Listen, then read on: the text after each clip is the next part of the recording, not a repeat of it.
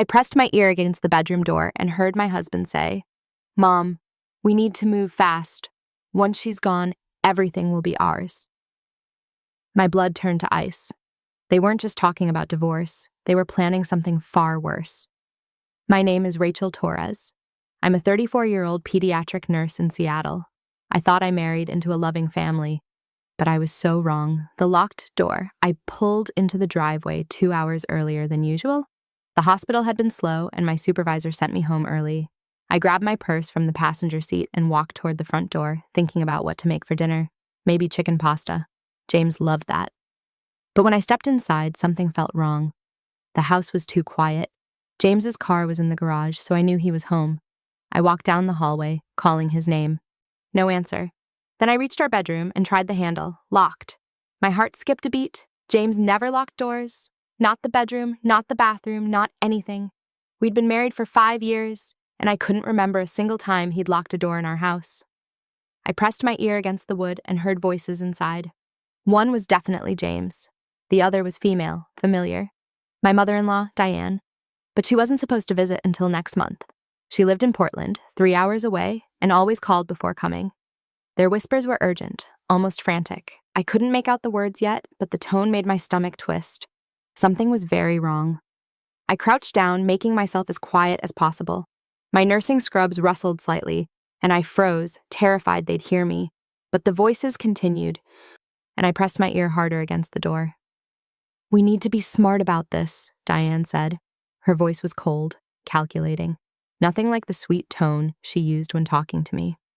"I know, Mom, I know." James sounded stressed, anxious. "She trusts you completely. That's our advantage." She? Were they talking about me? My hands started shaking. I wanted to burst through the door and demand answers, but something told me to stay quiet, to listen, to learn what was really happening behind that locked door. The floorboards creaked under my weight, and I held my breath. But they kept talking, oblivious to my presence just inches away on the other side. The plan revealed. "She trusts you completely, James. That makes this easier," Diane said clearly now. I heard papers rustling inside. What were they looking at? "I still don't know if I can go through with this," James said. His voice cracked slightly. "Don't be weak now. We've come too far. You wanted this life, didn't you? The house, the cars, the freedom from debt. Debt? What debt?" James had always told me his family was well off. His mother lived in a nice neighborhood, drove a Mercedes, wore expensive jewelry. "What about the insurance policy?" Diane asked. My blood ran cold. My life insurance policy, the one James had convinced me to increase last year. He'd said it was smart planning, that we needed to protect each other. I'd trusted him completely and signed the papers without much thought. "It's substantial," James said quietly. $2 million? She signed the updated policy 8 months ago. $2 million. I'd forgotten the exact amount. It had seemed like such a distant, unlikely scenario. Me dying young. I was healthy, active, careful. Why would I ever need that much coverage? "And the hiking trip?" Diane pressed. "Next week. She's excited about it. She has no idea." My chest tightened. I loved hiking. It was my stress relief, my escape from the hospital's chaos. James knew that. Next week, I'd planned a solo trip to Mount Rainier, 3 days in the wilderness, just me and nature. "I've already contacted Richard," Diane said. "He'll handle everything professionally. It'll look like an accident. A fall, maybe, or exposure. These things happen on mountains." Richard? Who was Richard? "How much is he charging?" James asked. $50,000, worth every penny when you consider what we're getting. I covered my mouth with both hands, fighting the urge to scream. They were planning to kill me. My husband and his mother were actually planning my murder. "Once she's gone, everything will be ours," Diane continued. "The insurance money, her salary, that house she inherited from her grandmother. We can pay off my debts and finally live the life we deserve." I couldn't listen anymore. I stood up slowly, my legs trembling so badly I thought I might collapse. I backed away from the door, step by careful step, until I reached the hallway. Then I grabbed my purse and walked out the front door as quietly as I'd entered. The perfect wife. Mask, I sat in my car for 20 minutes, trying to breathe normally. My mind raced with everything I'd heard. Murder, insurance money, A professional killer named Richard. It couldn't be real. This had to be a nightmare. But I knew it wasn't. Every word had been crystal clear. I started the engine and drove around the neighborhood, giving them time to finish their meeting. I needed to go back and pretend I'd just arrived home. I needed to act normal until I figured out what to do. When I returned 30 minutes later, I made sure to slam the car door loudly. I walked through the front door, calling out cheerfully, "James, I'm home early." He appeared from the bedroom, smiling that familiar smile I'd loved for 5 years. The same smile he wore on our wedding day. The same smile he wore every morning over coffee. "Hey, babe," he kissed my cheek. "Good shift?" Slow day, they sent me home. I set my purse down, forcing myself to act natural. "How was your day?" "Boring conference calls, you know how it is. Liar. Perfect, convincing liar." "Rachel!" Diane's voice rang out as she emerged from the guest room. She wore a floral blouse and beige pants, her gray hair perfectly styled. She looked like any normal mother-in-law, not someone who'd just hired a killer. She pulled me into a tight hug. "Surprise! I decided to visit early. I hope you don't mind." "Of course not." I hugged her back, my skin crawling. "You're always welcome here." I was just helping James organize some paperwork in the bedroom. You know how messy he can be. Paperwork, right. Murder plans counted as paperwork, I supposed. We had dinner together, grilled salmon and roasted vegetables. I laughed at James's jokes. I complimented Diane's new earrings. I asked about their days, their plans, their thoughts on everything except what really mattered. "So, still excited about your hiking trip?" Diane asked, cutting into her salmon. I nodded, maintaining my smile. "Can't wait." "I need some time alone in nature." "Alone?" She raised an eyebrow. "Are you sure that's safe?" "I'm careful. I've done it dozens of times." James squeezed my hand.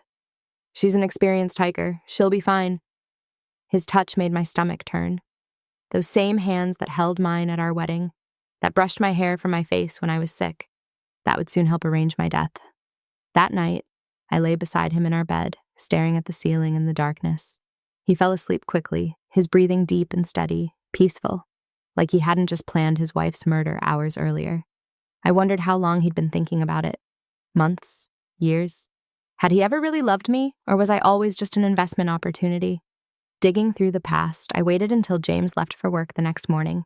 He kissed me goodbye, told me he loved me, promised to pick up groceries on his way home. Such a devoted husband. The moment his car disappeared down the street, I went straight to his office. The small room at the back of the house where he handled his accounting work. He'd always kept it organized, professional, a place for everything in its place. I started with his desk drawers, bills, receipts, client folders, nothing unusual. Then I moved to his filing cabinet, tax returns, investment statements, insurance documents, all normal, all exactly what you'd expect. Then I found his laptop in the bottom drawer, hidden under a stack of old magazines. Why was it hidden? He had another laptop he used openly. This one must be different. I opened it, and my hands trembled as I typed in passwords. Our anniversary. Wrong. My birthday. Wrong. His mother's birthday. Correct. The screen lit up, and I immediately checked his email. I scrolled through months of messages, most boring and work-related. Then I saw a folder labeled Family Business. I clicked it. The first email was from 8 months ago, right after my promotion to senior pediatric nurse. My salary had increased significantly, and I'd been so proud. I'd celebrated with James over champagne and dinner. "Mother," the email began, "Rachel got her promotion. Her salary is now $95,000 annually. Combined with her savings and that inheritance, we're looking at substantial assets." My throat tightened. Assets. He called me assets. The next email was Diane's response. "Perfect timing. My debts are getting worse. The lawsuit settlement is due in 6 months. We need to move forward with the plan." I kept reading. Email after email. Months of planning. They discussed my life insurance policy, my grandmother's house, my retirement account. They calculated every penny I was worth. Diane repeatedly called me the obstacle. Not Rachel, not your wife, not our daughter-in-law. The obstacle. She trusts James completely, one email read. She'd sign anything he put in front of her. We can maximize the insurance without raising suspicion. I photographed every email with my phone, my hands shaking so badly I could barely hold it steady. Evidence. I needed evidence for what came next. The family fortune. Over the next 3 days, I dug deeper into James's hidden laptop while he was at work. What I discovered shattered every belief I'd had about his family. The Mercedes Diane drove, leased, nearly repossessed twice. The nice house in Portland, mortgaged to the limit, 3 months behind on payments. The expensive jewelry, fake. Everything was fake. I found court documents about the lawsuit.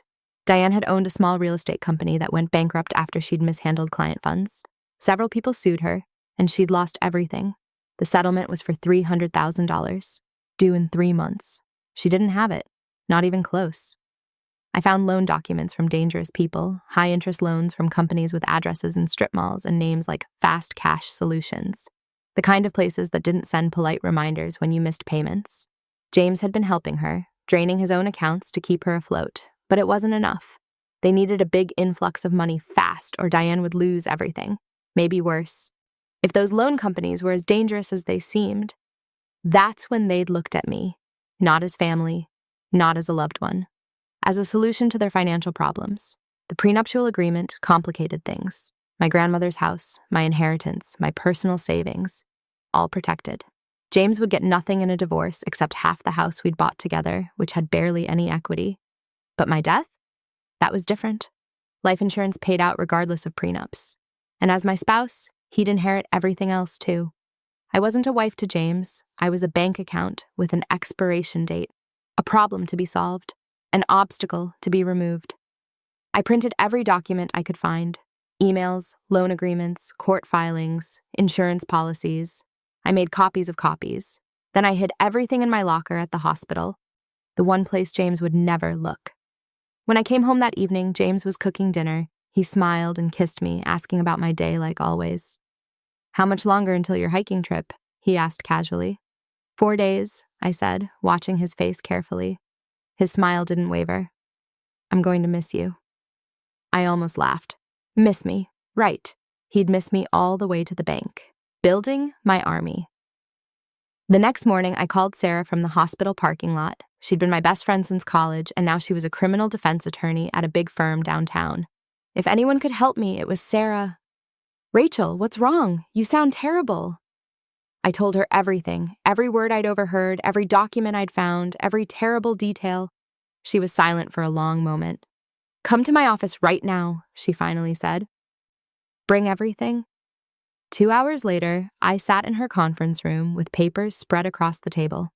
Sarah read through everything, her expression growing darker with each page. "This is attempted murder conspiracy," she said quietly. "We need to go to the police." "Not yet." I surprised myself with how firm my voice sounded. "I need more evidence, something undeniable." "Rachel, they're planning to kill me on that hiking trip. That means we have 4 days to build an airtight case. If we go to the police now with just emails and my word, what happens? They deny everything. They say I misheard. They say I'm paranoid or making it up." Sarah frowned, but nodded slowly. "You need proof of the actual murder plot, the person they hired." "Richard." His mother mentioned someone named Richard. Sarah picked up her phone and made a call. "Marcus, it's Sarah Chen. I need a favor, big one." She paused, listening. "Can you come to my office right now? I have a case that needs your particular expertise." Marcus arrived 30 minutes later. He was mid-40s, average height, with observant eyes that seemed to notice everything. Sarah introduced him as a private investigator who specialized in fraud and conspiracy cases. I told my story again. Marcus listened without interrupting, taking occasional notes. "Richard," he said when I finished, "that's not much to go on. But if Diane hired him, there's a trail. Money transferred, phone calls, meetings. I can find it." He started working immediately. Within hours, he'd traced phone records and found multiple calls between Diane and a Richard Sullivan. More digging revealed that Richard was actually her younger brother, my uncle-in-law, a man with a criminal record for assault and extortion. "Family business," Marcus said dryly. "She hired her own brother to kill you." We spent the next 2 days building our case. Marcus got Richard on tape discussing the job.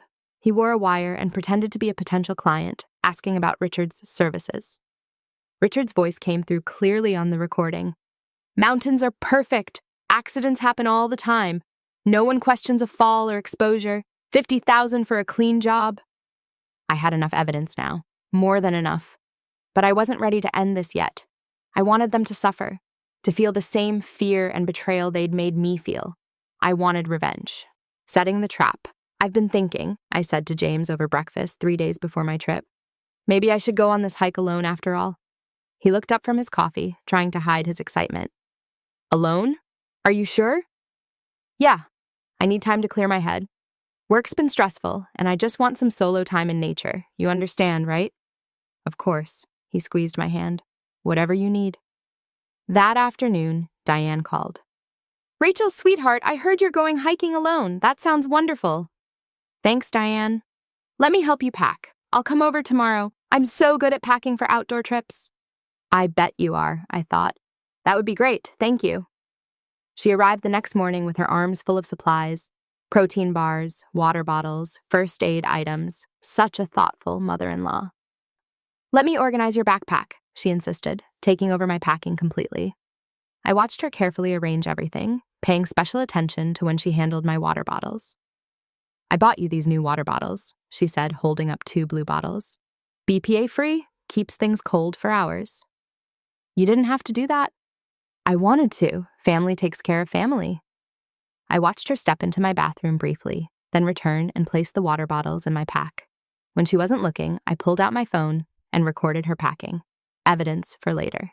That evening, after she left, I carefully removed one of the water bottles.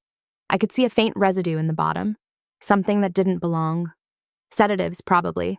Enough to make me drowsy and disoriented on the mountain. Easy prey for Richard. I dumped the water down the sink and cleaned the bottle thoroughly. Then I filled it with regular water from the tap. The other bottle I left alone, just in case they checked later. Marcus called that night. Everything's set. I'll be at the trailhead with 2 police officers. We'll be in civilian clothes, maintaining distance. Richard won't know we're there until it's too late. And the cameras? Already in place. We'll record everything.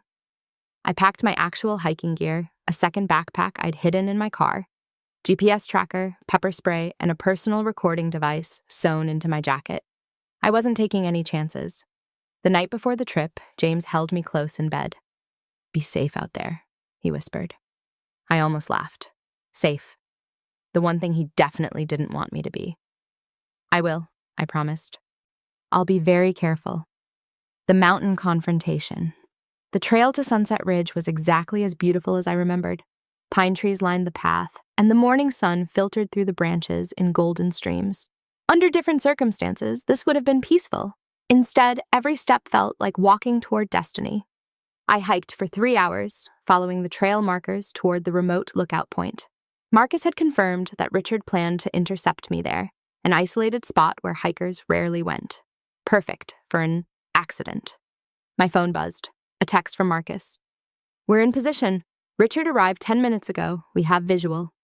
I took a deep breath and kept walking. The trail got steeper, rockier. My legs burned from the climb, but I pushed forward. Around the next bend, the lookout point came into view, and there he was. Richard Sullivan stood near the edge, pretending to admire the view. He was tall, muscular, wearing hiking gear like any normal outdoorsman, but I recognized him from photos Marcus had shown me. Diane's brother, my would-be killer. He turned when he heard my footsteps. Beautiful day for a hike. It really is. I walked toward the lookout, acting casual. Out here alone? He asked. Needed some solo time. He nodded, moving closer, too close. I could see him assessing me, looking for signs of the sedatives. He seemed confused when I appeared alert and energetic. You seem pretty awake for someone who should be... He stopped, realizing his mistake. Should be drugged? I finished for him. Yeah, about that. I dumped the water your sister contaminated. His expression darkened. You know. I know everything, Richard. The plan, the money, all of it. I pulled out my phone, showing him that I was recording. Want to tell me exactly how you were going to kill me? For the record, he lunged forward, but I was ready. I stepped back, and suddenly Marcus appeared from the trees with 2 uniformed officers right behind him. Richard Sullivan, you're under arrest, one officer said, pulling out handcuffs. Richard tried to run, but Marcus tackled him efficiently. They went down hard on the rocky ground, and Richard struggled violently. Stop resisting, the officer shouted. I stood there, watching it all happen. watching this man who'd planned to murder me get wrestled into handcuffs, watching him scream and curse as they read him his rights. "How much?" I asked him. "How much did Diane pay you to kill me?" He glared at me with pure hatred. 50,000. Would have been easy money if you weren't so smart. "Tell me everything," I said, my recording device capturing every word. "I want to hear you say it," and he did. Maybe out of spite, maybe because he knew he was already caught. He confessed to the entire plan, the sedatives, the staged fall, the cover story, how Diane had contacted him months ago, how James had provided my hiking schedule, how they'd planned every detail. The officers let him talk, gathering evidence for the prosecution. When he finally finished, they hauled him to his feet and led him down the mountain toward their vehicle. Marcus turned to me. "You okay?" I nodded, surprised to find I was. "I'm perfect. Let's go arrest the rest of them." The House of Cards falls. The police raided our house at exactly 2 o'clock that afternoon. I'd given them a key and waited across the street with Sarah, watching from her car. James was at his office downtown. A separate team went there to arrest him simultaneously. We wanted to make sure neither he nor Diane had a chance to warn the other or destroy evidence. Through the window, I watched officers enter my house. Diane had been staying there all week, supposedly to keep me company before my trip. Really, she was waiting for news of my death. She opened the door, looking confused, then shocked, then terrified as officers showed her the warrant and began handcuffing her. "What is this? What's happening?" Her voice carried across the street. "Diane Sullivan, you're under arrest for conspiracy to commit murder," the lead officer said clearly. "Murder? This is insane! I didn't do anything." They let her out in handcuffs. She looked so small suddenly, not the intimidating woman who'd planned my death, just a scared, desperate person who'd made terrible choices. My phone buzzed, a text from Marcus. "James in custody, broke down crying when they arrested him. Pathetic." Sarah squeezed my hand. "It's over." But it wasn't, not quite. The story hit local news by evening. Pediatric nurse narrowly escapes murder plot by husband and mother-in-law.